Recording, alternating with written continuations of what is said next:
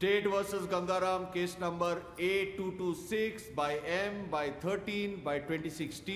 Police ने मुल्जिम को IPC के सेक्शन 120B, 447, 429, 379 और 34, वाइल्ड लाइफ प्रिवेंशन एक्ट के सेक्शन 51I और आर्म्स एक्ट के सेक्शन 25 के अंतर्गत दोषी पाया है। मुल्जिम को कटघरे पे लेके आओ।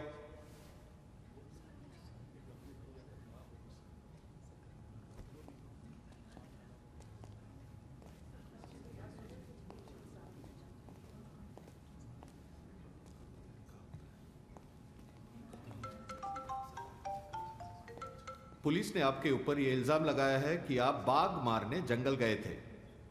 आपने एक बड़े शातिर शिकारी की मदद भी की। क्या यह इल्जाम सही है? नहीं साहब, हम बाघ को मारने अंदर नहीं गए थे जंगल, ना ही हम बाघ का शिकार करने गए थे। हम तो बाघ से खुद का शिकार करवाने गए थे। Order order. सच सच बताओ, क्या करने गए थे आप जंगल में? हाँ साहब, सही बता रहे हैं। हम दरअसल, झुंडाव हमारा गांव है गरीबों का, हम वहाँ के सरपंच हैं और बहुत दिन से गरीबी के चलते हम सरकारी ऑफिसों में जा रहे थे कि कोई स्कीम हो सरकार का गरीबों के लिए दे दो।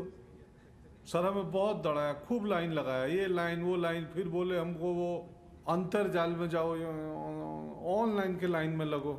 साहब कुछ किसी ने कोई हमारी सुनवाई नहीं की और हम वहाँ से निकल रहे थे तो हमारी नज़र पड़ी एक सूचना पे जिसमें ये लिखा था कि अगर बाघ जंगल के आसपास किसी को मारता है तो उसके आश्रित को 10 लाख रुपए मिलेंगे। तो हुजूर उसके बाद हम आए और अपने गांव में झूठ साच बोल के अपनी पत्नी और माँ ये सबको और जैसे भी पढ़ा लिखा के और निकल गए जंगल में कि बाघ हमें मार दे और ये स्कीम मिल जाए। सब हाँ, शिकारी मिला था वो जंगल में, जिम, वो बाघ को मारने आए थे। फिर वो हमें मिले और उन्होंने बोला कि हम तुम्हारी मदद करेंगे बाघ को ढूंढने में। और फिर जब हम लोग टकराए तो ये जंगल वाले साहब उनको मार दिए, शिकारी को ये लोग गोली मार दिए, जिम अहमद को। तो बस यही है सर। अपने गांव को बचाने के लिए गंगाराम की इस कहानी को एक छोटे से पत्रकार ने खबर बना दिया। खबर अनोखी थी, दिलचस्प थी, आग की तरह फैल गई, सोशल मीडिया शेयर हो गई। #जस्टिस फॉर गंगाराम, #सेव झुंडाव, #शेर दिल गंगाराम ट्रेंड करने लगे। कश्मीर से लेकर कन्याकुमारी और गुजरात से लेकर अरुणाचल प्रदेश तक लोग गुस्से में थे। उन्हें यकीन नहीं हो रहा था कि $1 ट्रिलियन इकोनॉमी का सपना देखने वाले देश में ऐसे भी लोग हैं जो 10 लाख रुपए के लिए शेर के सामने भी कूद पड़ते हैं। अगली सुनवाई के लिए हजारों की भीड़ सेशंस कोर्ट के बाहर जमा होने लगी। मोमबत्तियों के मोर्चे शुरू हो गए। देश के पत्रकार, बुद्धिजीवी, लेखक, मानवाधिकार कार्यकर्ता, राजनेता और छात्र नेता सब एक दूसरे को दोष दे रहे थे।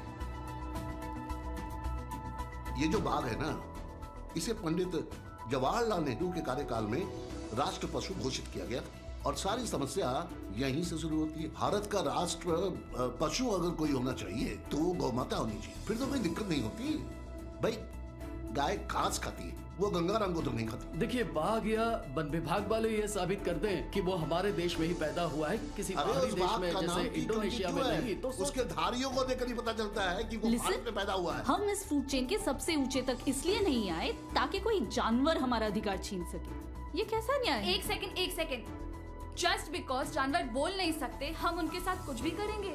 क्या उनको दर्द नहीं होता? आप बिल्कुल सही बोल रही हैं। ये बढ़िया है। जानवर का दर्द बचाने के लिए इंसानों को दर्द देते चलो। गरीबी, भूखमरी काफी नहीं है, अब शेर से भी इंसान। तो सुनो, मैं क्या बोलना चाहता हूँ। गंगाराम को अपनी हक की अधिकार किसी बाघ की वजह से नहीं, बल्कि इसीलिए नहीं मिला क्योंकि वो गरीब है और कम पढ़े लिखे हुए हैं, और इसके लिए जिम्मेदार है सिर्फ पूंजीवाद। इसमें भी साम्यवाद के अलावा और क्या सोल्यूशन? नहीं आप बताइए, ये बताइए। टेक्नोलॉजी समझिए, एसी रूम में बैठकर ये गरीबी हटाओ की नारेबाजी करेंगे, लेकिन वो इंडियन टाइगर्स की बातें नहीं करेंगे, वो साइबेरियन टाइगर्स की बातें करेंगे, क्योंकि साइबेरिया रूस का एक हिस्सा है और वहाँ कम्युनिज्म है। गंगाराम के इस मुद्दे पर इस बेफालतू बेमतलब की बातों का क्या लेना देना है सर? क्या बक रहे हैं? क्या कहना चाहते हैं? और मैं बता रहा हूँ, ये मेरा शो है, इसे प्लीज मजाक मत